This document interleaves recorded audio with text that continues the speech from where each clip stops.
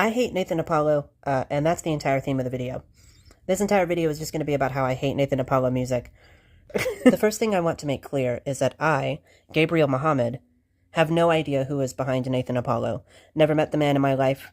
Never ran across him in reality. I'm not attempting to make genuine assessments of his character or how he lives his life outside of the music scene. Instead, it is the character or artist of Jamoto that dislikes the character or the artist of Nathan Apollo. In my opinion, it takes two things for me to consider you a good artist.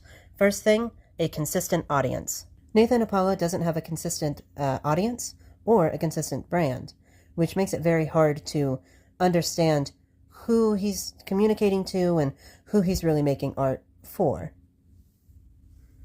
So let's compare this to AJR. For the longest time, I genuinely thought that I hated AJR. I thought that I didn't like AJR. But then, I think something recently just clicked with me. AJR has a strong audience, and I'm just not in that audience. To be clear, I know what AJR's audience is now.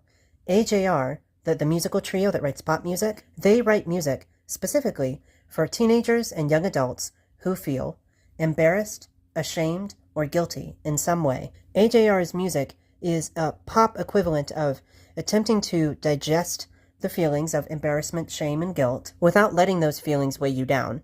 And so there's often a bombastic, grandiose, or just generally manic type of tone in their music, which doesn't resonate with me personally, but I've come to realize I don't actually hate. Nathan Apollo doesn't have a consistent audience, which is to say, in one song, he's attempting to seduce you. In another song, he's still trying to hit on you. In another song, he's trying to comfort you. Anyway, here's a concept album. Bitch, what the fuck? Nathan Apollo waits for opinions to become socially acceptable before he really commits to them. And to be clear, he does have good opinions. It's just, he still has to wait for the waters to clear, the air to clear around what's good and bad, you know? He waits until it's socially acceptable to have those opinions. At any given moment, Nathan Apollo is trying to seduce an audience that he knows damn well is full of teenagers.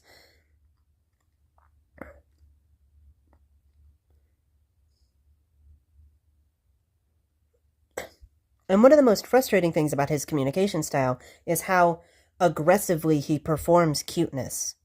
Which is to say, he's not naturally cute or, like, innocent. And he's not trying to be innocent. He's just, like, so aggressively performing cuteness. I just want to be your favorite. I just want to file a fucking restraining order against you, actually. Matter of fact, keep that shit 500 feet. Keep that shit 1 mile. Actually, miss me with that.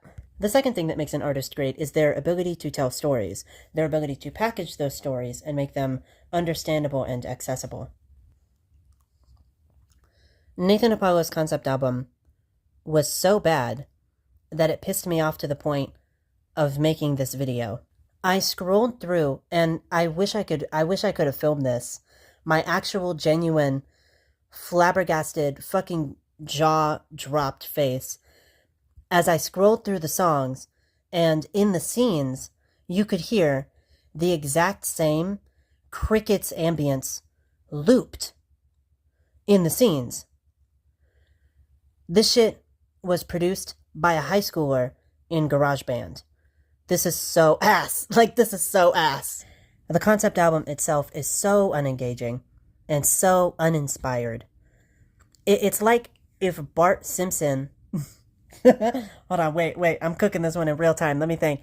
It's like if Bart Simpson tried to be a Disney millennial who was just so obsessed with D&D and, look at me, I'm just so quirky and original.